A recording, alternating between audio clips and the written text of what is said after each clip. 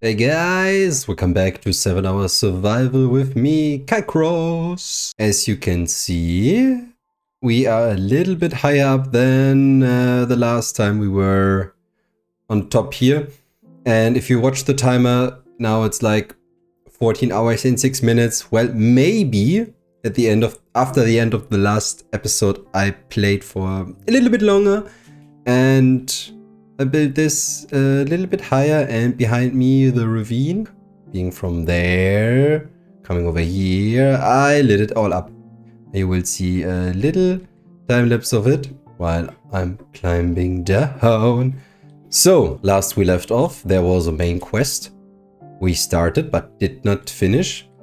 We actually crafted an enchanting table and 15 bookshelves, but where to put them? Where's our enchanting room? So I think Lyrian, the owner here, would use the underground ravine space to get... let me just sleep here. She would use the underground ravine space to put all the the semi-industrial things out of the way. So we will build the cow butcher down there, as well as our sugar cane farm. So this can go down there because I want to do some traditional enchanting. I know mending is not on the list, so we have to find these treasure enchantments somewhere else. But to build all the farms I want and to complete our wheat farm in the middle there, I need some observers. We also will have to do a nether expedition over there. While I'm preparing for a little nether expedition, and if I understand the whole concept right, I can build a base and adjust the compass with a right click to the lodestone so I can find my portal back. I want Strider. Yes, of course I want a Strider, and so new. There will be so much to learn. And yes, in the last episode we talked about Lyrian and how she couldn't wax her tools and other stuff. Here's a natural beehive. I also have to read up a little bit more on them because I kinda want to make a garden for Lyrian, and this has to be in it. On entrance in the nether, I had to defeat a lot of magma cubes that were spawning in the basalt delta. I think I did a good job, and after I cleared the area, I could finally start building the nether base. You will see now. And for the last part, we set up our cauldron edge. We have just to walk against the trapdoors and will fall into the water if we are ever in flames. I mean, with the magma slimes and all the lava around, it's very safe. We used our compass and our lodestone, so we set up our way home. We exchanged one of our iron leggings with gold because I hear that will ward off some of the piglins or I don't know what. And then we are ready to explore the nether. Let's go and build a stairway up on top of the basalt delta.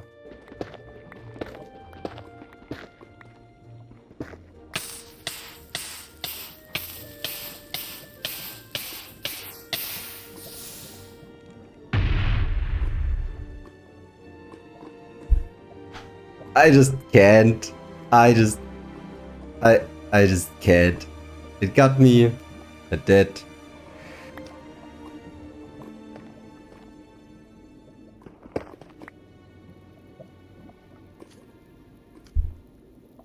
Okay, we're back. Some of our stuff seems to have survived. I'm still terribly embarrassed for what just happened, and now I learned that you never dig straight up either. So maybe we just should stop dig in general. But let's be real, the game is called Minecraft, so we did not stop digging. Actually, we dig a lot more.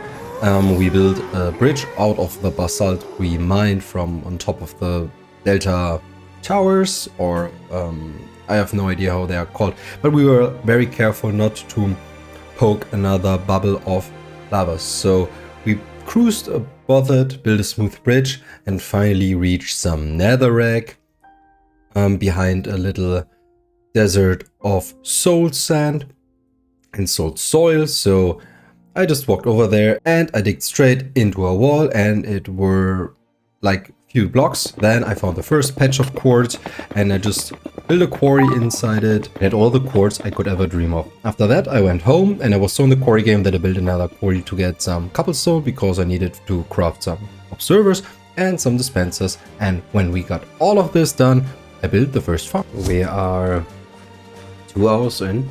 We got our quartz for these comparators and we got a very small setup of a sugarcane farm. So every time these grow to height, there will be an impulse, and it's always free of the pistons that fire. So if, for example, this one is triggered, the redstone will power the blocks on the other side, and these three will fire.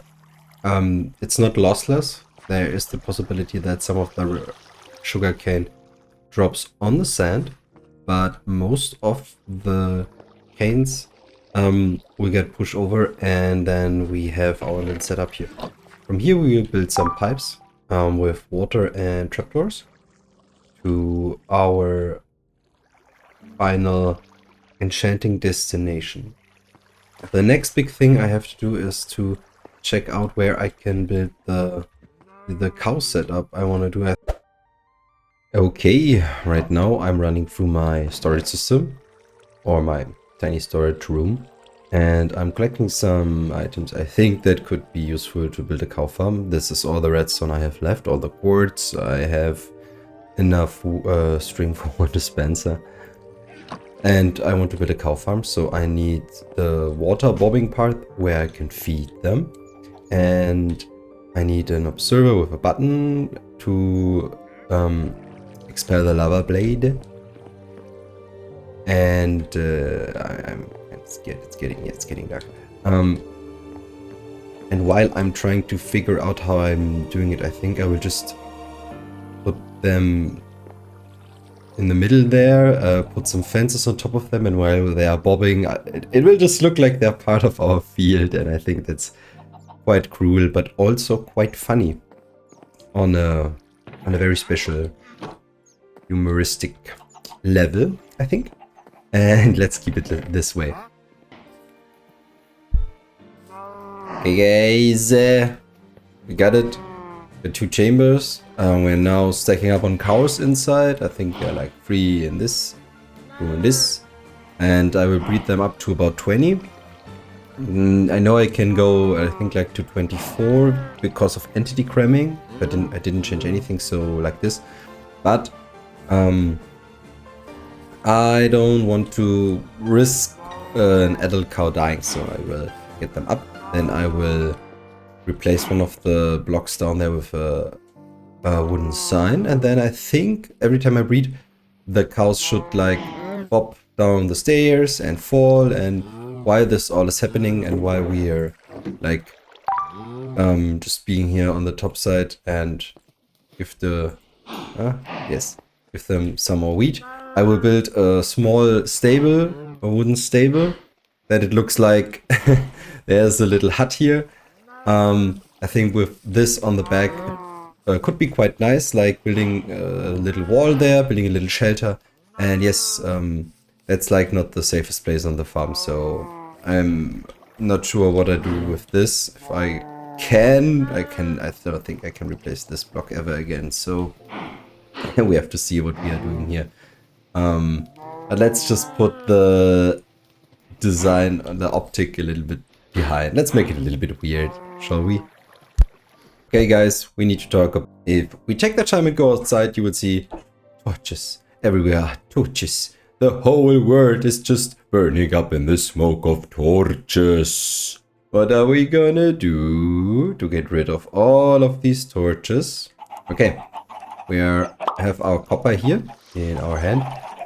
In this session we have like 2.5 left, and I still want to make the enchanting room, and I'm so out of time. And I think this is the design I want to go just for around here. So I will craft some of the copper blocks. How are they called? The cut copper blocks.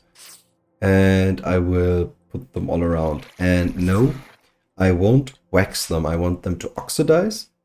We have the problem that we can't wax, and I think because I think Lyrian has no interest in committing to the social norm she has engraved in her, so there won't be a routine to patrol and to shave off the oxidation or patine.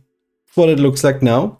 Oh, this is work. Also, this is doing a tremendously good lifting of the area. I have some copper lanterns here. I will just put them along the way, like not on every side and not so regularly, but some are here from our cave down to there, some are over here, and now I won't plaster the whole area with them. I can't make it spawn proof with this method. I am not sure what method I would prefer. Nerdlings, we are basing. And while we are finally basing, Lyrian is also expanding her home. While I built the enchanting room, let me tell you how Lyrian did on her side of the lore. The end of the roots. Covered in a mix of metal dust, ashes, soot and sweat, Lyrian climbed this tree. The evening sun painted the horizon red, and the lanterns she built began to light up her front yard. She didn't build the ones they had at home, but she was inspired. Copper lanterns on high rods on strong base. Her lamps. It icked her that she again had to use copper to help her survive, but even if she nowadays despises her past, she couldn't help herself. "We did it, Sistri," she whispered. But anger boiled up in her. Why was it so hard to become someone else? Did they carve in her so deep that she couldn't let go of the copper ways? She wanted trees not as fuel or as her dead walls, but as friends.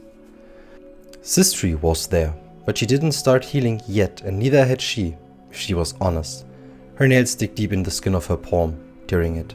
Red drops fell on her roof deep below and tainted the trees that shelter her.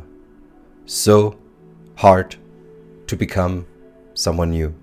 To be not yourself and just find honor. Sistri kept her silence today. Was she even able to talk, or was Lyrian just lonely? She didn't know. The earth spoke to her. It rumbled down below, deep under her home. Even the stone was more comforting her than anyone else. At least she knew she would let all the copper go green. It was in spite against all the orange-red hue she never wanted to see again. But maybe the green metal was her way of expressing her side of the copper, the side of her folk never wanted to have in their midst. Maybe that was her way, her mixture of old and new, of Koplik and fervor. Calming herself with that realization, she fell asleep. But no visitors yet again. The next day, she went into the cavern where her little industry was growing. She carved a room out next to Sistri's stem, and while she was working, a big root of her tree friend seemed to draw her attention to it. This root was new? She looked twice, and yes, yesterday it was buried under the stone, she was sure. Moved dirt and gravel also told her that the root moved. Was this the rumble from last night? Did Sistri do that for her? Intrigued and excited, she followed it. The root guided her in a nearby tunnel where her industry was also reaching.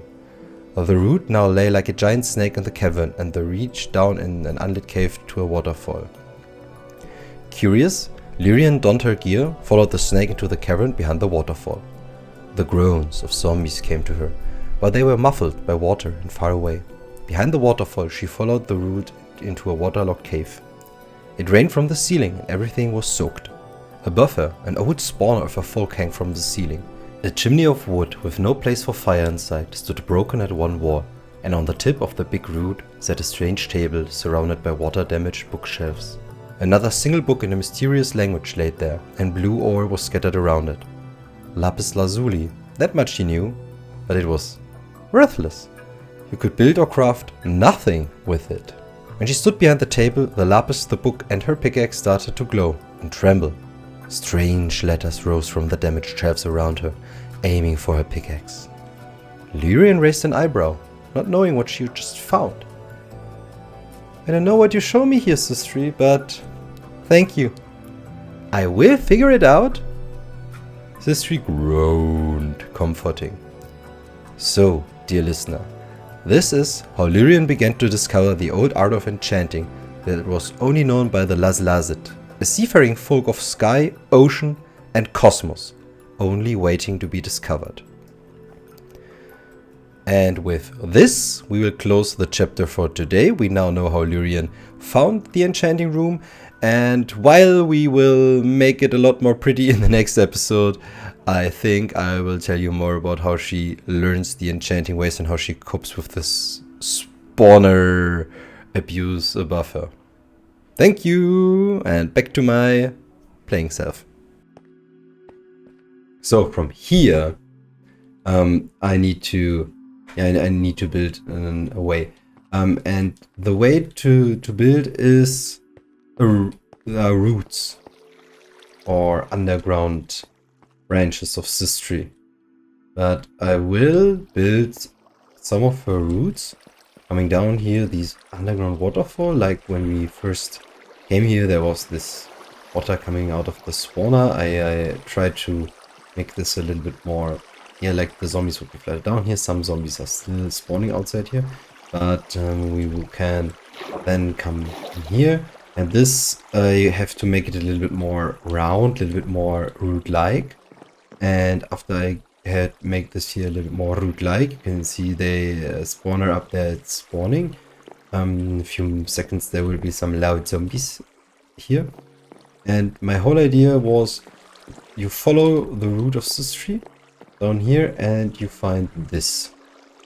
Now, I'm not sure if I like this. I built the root coming up, build them here, and I think from afar, this is working. It's kind of working. You see them come up here, but I'm not sure if this root should I put this root a little bit more around here, let them curl a little bit more. I don't know. It's not exactly working how I want it to be. Like a root that's forming like a grasping hand, holding the possibility of enchanting. And here, for now, I used some wood, but of course that has to be copper. This will be waterlogged. I will make this to kinda like a water ravine. There will be water coming down from here, so we have a completely, yeah, the feeling of being under a waterfall. We have this. Okay, I descended into rambling there. So we did it. We built a functioning enchanting room. We still have to make it pretty, and I think that's something for the next episode, a new main quest. So as always, thank you for watching. Leave a like, subscribe, leave a comment what main quest or side quest we should tackle in one of the episodes. And I hope I see you next week when it's time for another 7 hours survival with me, Kycross. Bye bye, nerdlings. Have a great day.